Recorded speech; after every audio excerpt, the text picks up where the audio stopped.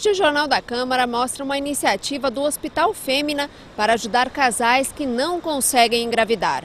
A partir deste ano, o hospital vai ter o segundo laboratório do estado a oferecer a fertilização in vitro pelo Sistema Único de Saúde.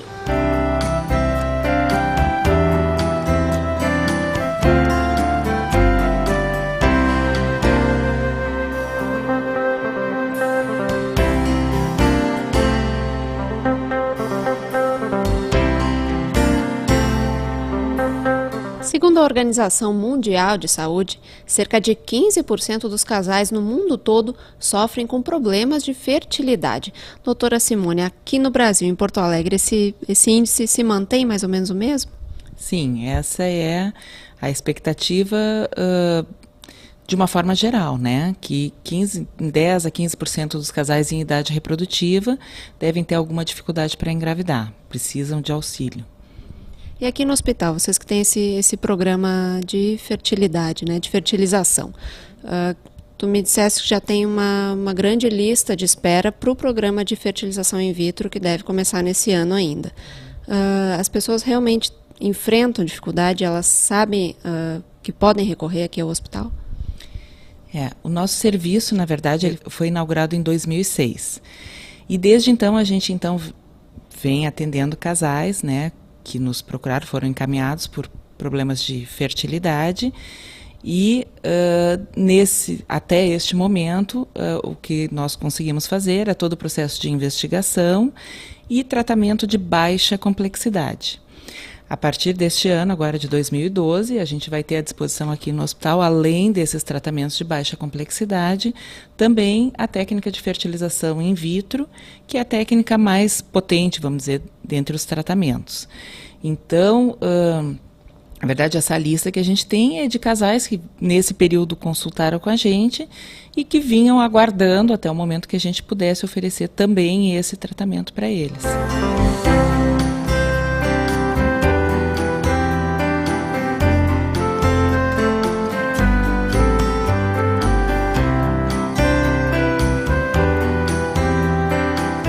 É importante oferecer esse serviço pelo SUS, né, de forma gratuita, né?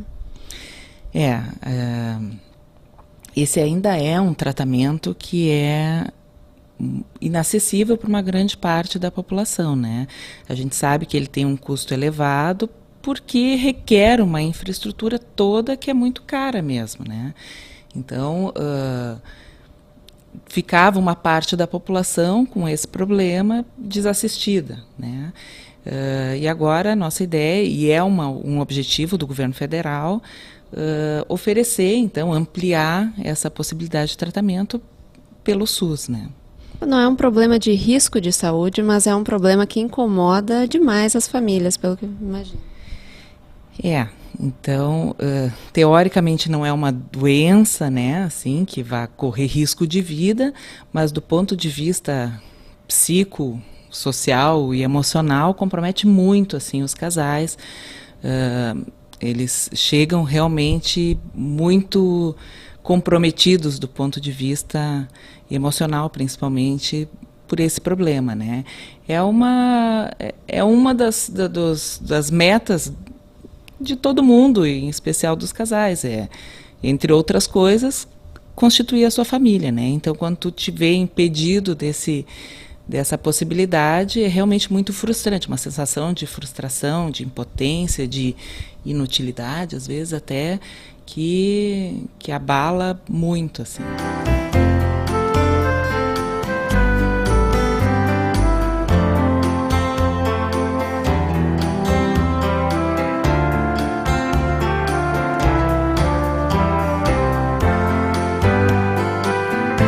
A paciente, então, indicada para o tratamento, ela faz uma preparação, existe um esquema, né, de indução da ovulação, que é específico para cada paciente, dependendo da idade, da reserva ovariana, da causa da infertilidade, enfim.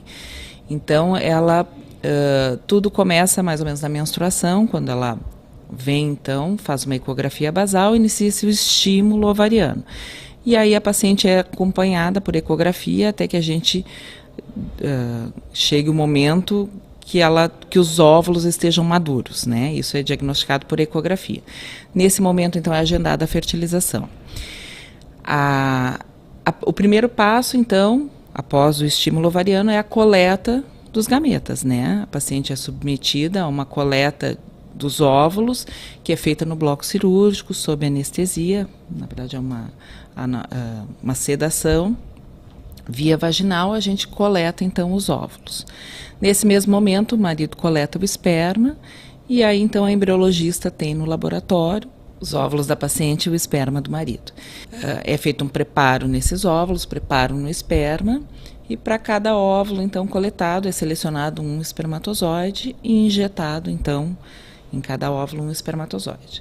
Depois de algum tempo, a embriologista avalia quais dos óvulos injetados foram fertilizados, e aí começa um processo de acompanhamento desses pré-embriões, né? Os que fertilizaram, quais se dividiram, se evoluíram adequadamente, se tem o número adequado de células para determinado momento, se as células são simétricas. Então, esse processo dura 3 dias, até que a gente tenha os embriões, então, que aquele casal formou. E nesse terceiro dia a gente tem um padrão, então, de classificação dos embriões para poder selecionar os com maior potencial de implantação. Esses selecionados vão ser transferidos para o útero da paciente. Todo esse processo, desde a menstruação, estímulo ovariano, punção e coleta dos óvulos, transferência dos embriões, dura mais ou menos 15 dias. Existe já algum estudo da taxa de sucesso desse tratamento? A taxa de sucesso varia conforme a idade da mulher, mesmo na fertilização in vitro, né? Se estima assim para as mulheres até os 35 anos uma taxa de sucesso em torno de 40%, 50%. A partir dali a taxa começa a cair para uma chance de sucesso depois dos 40 em torno de 10%, mesmo com a fertilização in vitro. Por enquanto, o Hospital Fêmea oferece apenas o tratamento de inseminação intrauterina.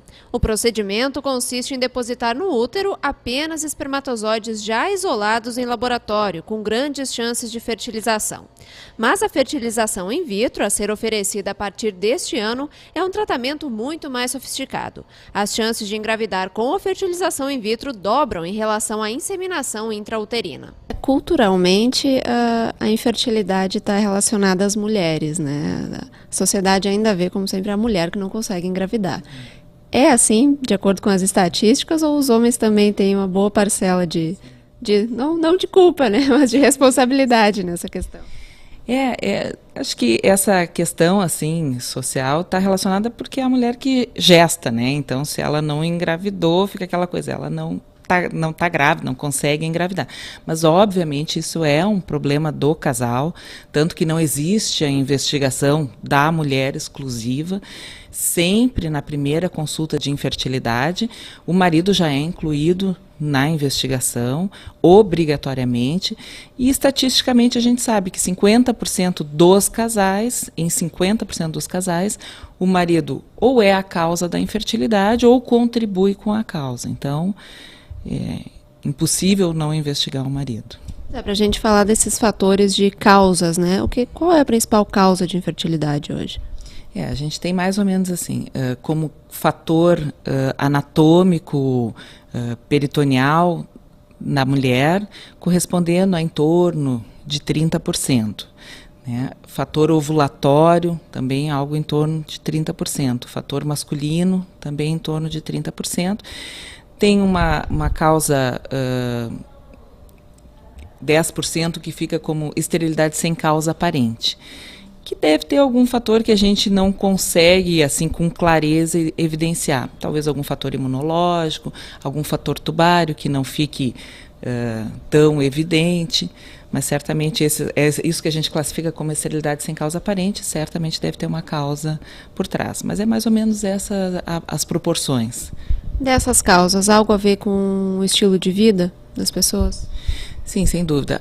Uma das causas que contribui bastante é, então, o fator tubo peritoneal, que tem uma boa parcela de sua origem com doenças sexualmente transmissíveis, né? Essa sequela tubária em decorrência de alguma infecção pélvica que normalmente está associada a doenças sexualmente transmissíveis. Com relação aos homens, né? As alterações nos homens relacionadas a tabagismo, ao uso de drogas, alcoolismo, alterações, formas de vida, assim, né?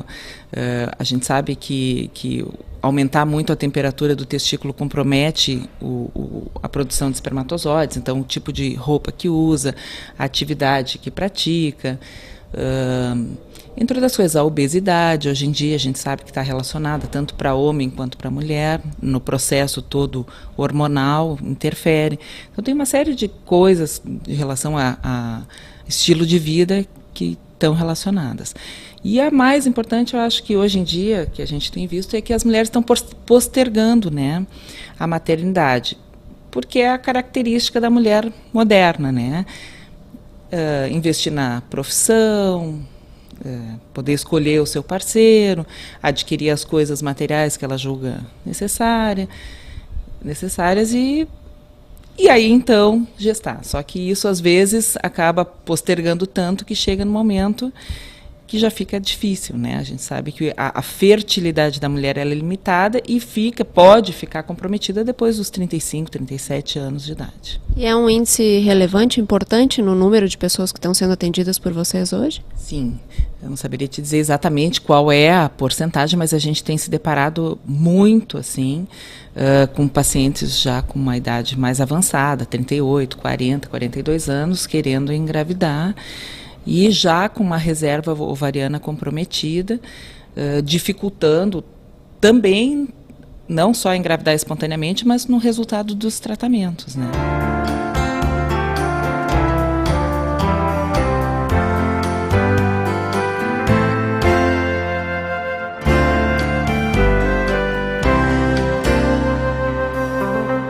Em média, quantas pessoas o programa de reprodução humana atende hoje?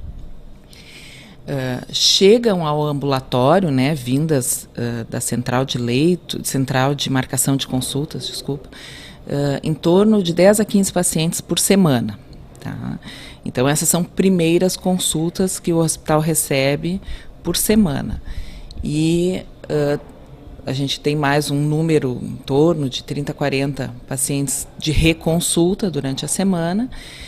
E com relação aos tratamentos, propriamente dito, a nossa ideia a gente já está fazendo a inseminação intrauterina, que é uma técnica de baixa complexidade, onde a gente tem feito 10 pacientes por mês, né, por ciclo, e a ideia é também fazer 10 pacientes por mês, por ciclo, de fertilização in vitro, né. Então, de tratamento, seja inseminação e fertilização in vitro, a expectativa é fazer pelo menos 20 pacientes por mês a partir de abril, que é quando a gente vai provavelmente iniciar as fertilizações in vitro. E os critérios de seleção para esses dois tipos de fertilização? A indicação da técnica é a causa da infertilidade, né? Então, a inseminação tem as suas indicações e a fertilização in vitro tem as suas, né? Então, conforme a causa, a paciente é direcionada para o tratamento específico.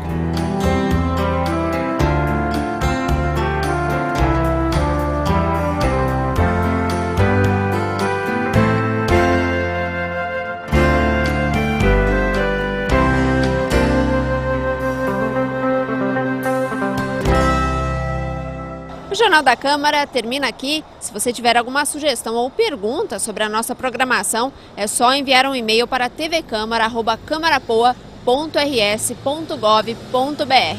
Obrigada pela audiência e até a próxima edição.